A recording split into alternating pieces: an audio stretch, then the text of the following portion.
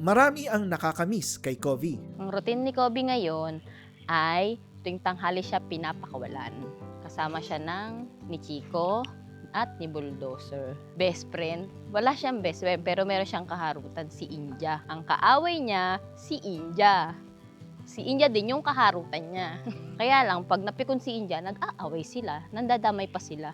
Matatandaan na si Covey ay nagkaroon ng problema sa mata. Noong na-report sa akin ito ng aking mga dog keepers, nagpareseta agad ako kay Doc Nicer at binilhan ng gamot. Kamusta na kaya ang mga mata ni Covey? Kamusta yung mata ni Kobe? Yung mata niya ay okay na. Kasi dati yung mata niya puti, namuti. Pero ngayon, makikita nyo, itim na yung mata niya. Si Covey ay living the life. Hindi man siya tuwid maglakad dahil sa kanyang kapansanan. Mahal na mahal naman siya ng buong pack ng Supero. Iyon lang po sa ngayon at maraming salamat sa panonood. Doggy!